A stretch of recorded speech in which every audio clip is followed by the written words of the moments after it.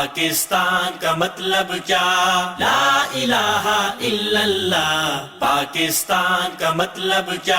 لا الہ الا اللہ. پاکستان کا مطلب کیا؟ لا الہ الا اللہ. ناظرین ویلکم بیک ٹو پیغام پاکستان. ڈاکٹر صاحب خوشی کی خبریں ہیں اور امید کی خبریں ہیں، اور اللہ تعالیٰ بڑا رحیم ہے جو مشکل حالات میں اس طرح کے ہمیں پہلو دکھاتا ہے، امید دکھاتا ہے. یہ ایک بہت بڑی خبر ہے پاکستانی قوم کے لیے، اگرچہ کچھ پرانی ہے لیکن یہ مسلسل خبروں میں ہے، گردش میں ہے، سوچوں میں ہے، اظہار میں ہے. یہ جو 19 سال کے بعد وفاقی شرعی عدالت نے سود کے خلاف ایک فیصلہ سنایا. ڈاکٹر صاحب یعنی سارے مکاتب فکر ہوں، سارے مسلمان ہوں، ایک کبھی ترین چیز اگر ان کے نزدیک ہے تو وہ سود کا معاملہ ہے، اور آپ سمجھتے ہیں کہ قرآن مجید میں اللہ تعالیٰ نے اس کو کس طرح سے یعنی بیان فرمایا ہے، حدیث میں کیسی اس کی مثالیں ہیں. تو بڑے تنگ ہیں، یعنی لوگ تھے کہ سود سے کسی طرح جان چھوٹ جائے، پھر اس پہ مقدمہ چلا، اسٹے لیا گیا، سارا سلسلہ. لیکن اب پھر اس سے پہلے کہ پوری قوم بہت خوش ہوتی کہ چلیں 19 سال لگ گئے، کیونکہ ہم سے وعدہ تو یہی تھا نا ہمارے اکابرین کا کہ پاکستان ہم اس لیے لے رہے ہیں کہ وہاں ہم اسلامی اصول پریکٹس کریں گے، اور سود اس میں سے ایک اہم ترین چیز ہے جس کو ختم ہونا چاہیے. اب پھر کچھ بینک یا اسٹیٹ بینک یا حکومت پھر سپریم کورٹ میں جا رہی ہے. اب اس پہ مختلف طرح کے نیریٹو سامنے آ رہے ہیں. کچھ لوگ کہتے ہیں کہ ان بینکس کا ہمیں بائیکاٹ کرنا چاہیے، کچھ کہتے ہیں حکومتی سطح پر مولانا فضل الرحمان کے بیٹے نے بھی بہرحال بات تو کی ہے. تو یہ جذبات ہمارے کیا ہیں، اس کا حل کیا ہے؟ کچھ لوگ کہتے ہیں یہ ممکن ہی نہیں ہے کیونکہ عالمی مالیاتی نظام سے ہم اس طرح سے جڑے ہوئے ہیں کہ آپ ایسا کوئی فیصلہ نہیں کر سکتے. آپ کیا سمجھتے ہیں؟ دیکھیں، آپ جب اس کا یہ خوشی والا پہلو دیکھتے ہیں تو یہ خوشی والا پہلو ہم کئی دفعہ پہلے بھی دیکھ چکے ہیں. فیصلے تو سنائے گئے، فیصلے تو پہلے بھی سنائے گئے ہیں، لہذا ان فیصلوں پر جب عمل درآمد نہیں ہوتا اس کا کیا فائدہ ہے؟ تو دیکھیں پھر اس کے بعد حکومت ہی اپیل میں گئی، اور حکومت اپیل میں گئی، پھر سپریم کورٹ نے اس کو واپس فیڈرل شریعت کورٹ کو بھیجا، اور 20 سال سے یا 19 سال سے یہ زیر التوا تھا. اور اب انہوں نے اگر فیصلہ سنا دیا ہے تو بجائے اس کے کہ عمل درآمد کیا جائے. دیکھیں، جو آپ نے کہا کہ پاکستان اس لیے بنایا گیا تھا، پاکستان بنایا گیا پھر 73 کے آئین میں جو خاص طور پہ 2 ادارے رکھے گئے، ایک اسلامی نظریاتی کونسل اور ایک فیڈرل شریعت کورٹ، یہ تھے ہی اسلامائزیشن آف پاکستان کے لیے، کہ اس کے اندر جو کانسٹیٹیوشنل مسائل ہیں، جو ہمارے عملی مسائل ہیں، ان کو آہستہ آہستہ ختم کیا جائے. کیونکہ ہمارے آئین میں ڈاکٹر صاحب لکھا ہے نا کہ کوئی بھی اصول، کوئی بھی قانون وہ کتاب و سنت کے خلاف نہیں بن سکتا. ایک تو یہ ہے کہ کتاب و سنت کے خلاف کوئی قانون نہیں بن سکتا. دوسرا یہ ہے کہ خاص طور پر سود کے بارے میں لکھا گیا ہے کہ ہماری پاکستان کی اکانومی کے سود سے پاک کیا جائے گا. اور یہ یعنی اس بات سے وہ جو دیباچے میں لکھا ہے کہ کتاب و سنت کے خلاف کوئی قانون نہیں بنے گا، آئین کے دیباچے میں لکھا ہے، یہ اس کے علاوہ غالباً آرٹیکل 38 ہے غالباً. ڈاکٹر صاحب اس پہ قائد اعظم کی سپیچ بھی ہے، انہوں نے بھی کہا تھا کہ میں امید کرتا ہوں بہت جلد آپ اسلامی اصولوں کے مطابق اس کو بنائیں گے. یہ جو آپ بات کر رہے ہیں کہ ہم عالمی نظام کے اندر، عالمی مالیاتی نظام کے اندر جکڑے ہوئے ہیں، یہ عالمی مالیاتی نظام اب تھوڑی بنا ہے، یہ اس وقت بھی تھا. جس وقت آئین میں یہ شامل کیا گیا اس وقت بھی عالمی مالیاتی نظام تھا. ڈاکٹر صاحب بہت خوبصورت بات، اور اس وقت ہمارے حالات اس سے کہیں بدتر تھے، کہیں بدتر تھے. اور اس وقت جب یہ ڈٹرمینیشن، یہ عزم موجود تھا کہ ہم اس کو ختم کریں گے، تو اس کا مطلب یہ ہے عالمی مالیاتی نظام محض ایک بہانہ ہے. یہ اس وقت بھی تھا، آج بھی ہے. اور اگر اس کا بہانہ ہوتا تو یہ کبھی آئین میں شامل کیا ہی نہ جاتا. اور اس پہ قائد اعظم جیسا زیرک آدمی اور جو پوری دنیا کا جہانگیر آدمی تھا، انٹرنیشنل لا کو سمجھتا تھا، وہ کبھی اس طرح کی بات نہ کرتا. لہٰذا عالمی مالیاتی نظام کا بہانہ بنانا یہ تو محض ایک بہانہ ہے، اس کے علاوہ اور کچھ نہیں. رہ گئی بات یہ کہ ہماری انٹرنلی اس کے اندر بہت سارے لوگوں کے مفادات وابستہ ہیں. سودی نظام جو ہے وہ ہمیشہ اپنے اندر ایک ایسی کشش رکھتا ہے کہ وہ ہر لمحہ اس کے اندر کمائی اور جو روپیہ آنا اور پیسہ اور دولت کا آنا، یہ اس کی بنیادی بغیر ایفرٹ کے، بغیر نقصان کے اندیشے کے، ایفرٹ ہو یا نہ ہو اس کے اندر ایفرٹ بعض اوقات شامل بھی ہوتی ہے، لیکن روپیہ کو روپیہ کھینچتا ہے. لہٰذا جتنے بھی مالیاتی اور دولت مند گھرانے یا دولت مند افراد یا دولت مند پارٹیاں، دولت مند کمپنیز اور دولت مند بینک، ان کا اصل میں سودی نظام کے ساتھ مفاد وابستہ ہے. ان کو ایک بڑے یہ ایزی منی ہوتی ہے نا, یہ آتا رہتا ہے, یہ آرام سے جو جب ایک دفعہ کسی کے پاس پیسہ ہے تو وہ اس کو دوسرے لوگوں کے پیسوں کو کھینچتا رہتا ہے.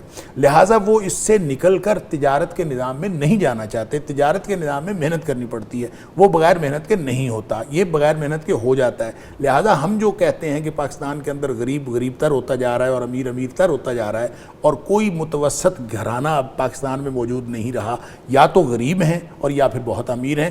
ہم جب پاکستان میں یہ دیکھتے ہیں تو یہ اصل میں سودی نظام ہی کی وجہ سے, جس کے پاس ایک دفعہ ایک سرٹن لیول آ جاتا ہے کرنسی کا, دولت کا ایک سرٹن لیول آ جاتا ہے, تو اس کے بعد تو اس کی دولت تو بڑھتی رہتی ہے. وہ آپ اگر صرف اور صرف بینک میں فکس کروا دیں اور اس کے ساتھ آپ کے جو ہیں پیسے شامل ہوتے رہتے ہیں. اسی طرح بینک جہاں کہیں انویسٹمنٹ کرتا ہے اس کی بھی اسی طرح سے. تو چونکہ ہم پورا جو نظام ہمارے ہاں چل رہا ہے وہ سارا کا سارا سودی ہے, اور حالانکہ فیڈرل شریعت کورٹ نے کہا کہ 5 سال کے اندر اس کو آپ ختم کر لیں, اور ایک ٹائم لائن بھی دی, اور اگر کوئی ختم کرنا چاہے تو 5 سال بہت ہوتے ہیں. ویسے تو 1 سال کے اندر ختم کیا جا سکتا ہے, لیکن بہرحال کیے ہوئے معاہدوں کو واپس کرنا, ان کو سیٹل ڈاؤن کرنا, چیزیں لے کے جانا.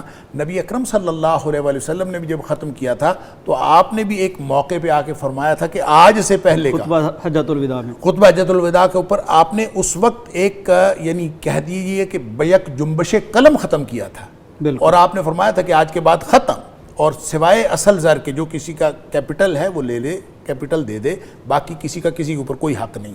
اگر پاکستان بھی اس طرح سے اس فیڈرل شریعت کورٹ کے اس فیصلے کے مطابق اگر یہ والا طرز عمل اپنا لے جو نبی پاک صلی اللہ علیہ وسلم نے دیا ہے, تو یہ کیسے ہو سکتا ہے کہ پاکستان کے اندر اللہ تعالیٰ خیر و برکت نہ اتارے. اللہ تعالیٰ نے قرآن میں فرمایا وَلَوْ أَنَّ أَهْلَ الْقُرَىٰ آمَنُوا وَاتَّقَوْا, اگر یہ بستیوں کے لوگ واقعی ایماندار ہوتے اور واقعی تقوی والی روش اختیار کرتے. اب دیکھیں اس کا مطلب یہ کہ ہم وہ کام کر نہیں رہے. اگر واقعی یہ لوگ وَلَوْ أَنَّ أَهْلَ الْقُرَىٰ آمَنُوا وَاتَّقَوْا, اگر یہ مومن ایمان کی بنیاد پر, تقوی کی بنیاد پر ان کی پالیسیز بن رہی ہوتی, لَفَتَحْنَا عَلَيْهِمْ بَرَكَاتٍ مِّنَ السَّمَاءِ وَالْأَرْضِ, ہم زمین و آسمان سے ان کے اوپر خیر و برکت کے دروازے کھول دیتے.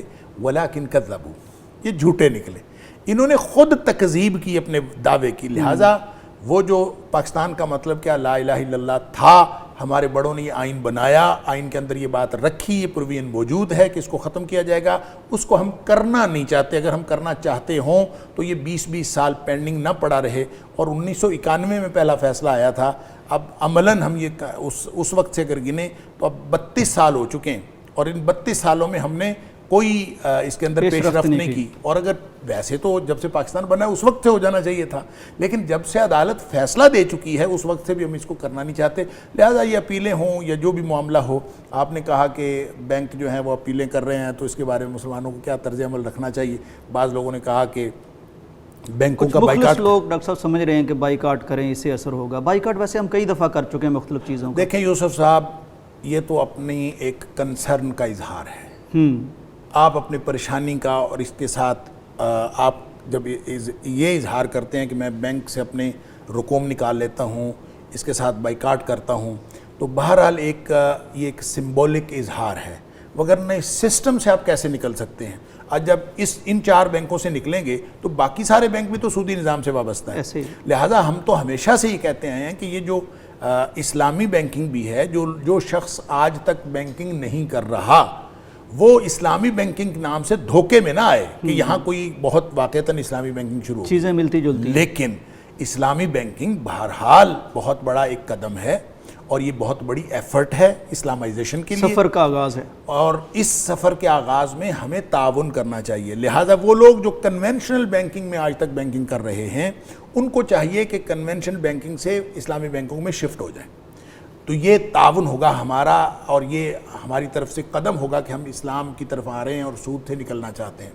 یہ الگ بات ہے کہ ان کا سسٹم جو ہے وہ بھی 100% سود سے پاک نہیں ہے اور وہ 100% اسلامک نہیں ہے, لیکن کم از کم کنونشنل بینکنگ جو سیدھا سود ہے اس سے تو آپ نکلیں گے. ان بینکس نے بھی اب کچھ اسلامی ونڈوز کھول رہی ہیں اس طرح کا. حضرت یہ کاروبار کا ایک موڈ ہے, یہ اسلامی کاؤنٹر, کون سا بینک ہے جس نے اسلامی کاؤنٹر نہیں کھولا؟ ہر ایک کو کھولنا پڑا ہے. اس کی وجہ یہ ہے کہ اب سکہ رائج الوقت یہ ہے, آپ اس کو کہتے ہیں حلال اور سود سے پاک, اور جب یہ نعرہ دیتے ہیں تو لوگ اس کی طرف کشش محسوس کرتے ہیں, اور جیسے اس فیصلے سے پورے پاکستان میں خوشی کی ایک لہر دوڑ گئی. لہٰذا یہ اصل میں ان بینکوں نے کاؤنٹر جو اسلامی کھولے ہیں وہ اپنے کاروبار کو یہ والا جو حصہ ہے، چونکہ ان کے ہاں ایک گیپ تھا، اس گیپ کو فل کرنے کے لیے انہوں نے اسلامی کاؤنٹر کھول دیے تاکہ اسلامی بینک جو ہیں وہ سارا کاروبار وہ نہ لے جائیں، ہم بھی اپنا اس میں حصہ وصول کریں۔ معاملہ تو سارا اپنے مفاد کا ہے۔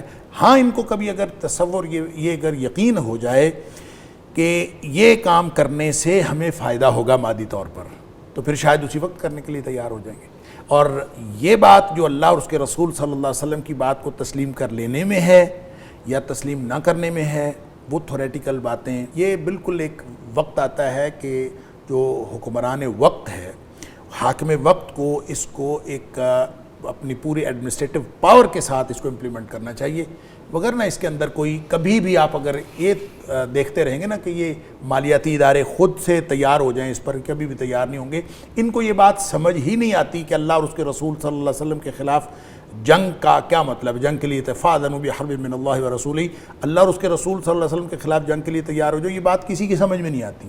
ان کا خیال یہ ہے کہ یہ بس بات ایک باتوں کی ایک بات ہے، اس کا کوئی تعلق نہیں ہے۔ ان کو یہ بات سمجھ نہیں آتی کہ اگر کوئی جس بھی درجے کا سود ہے، وہ کسی سے میری بات ہوئی، اس نے کہا ہاں سود تو ہے، یہ ڈیفینیشن پہ پورا نہیں اترتا، یہ فلاں ہے فلاں ہے، یہ اگر سود ہے بھی تو اس درجے کا نہیں۔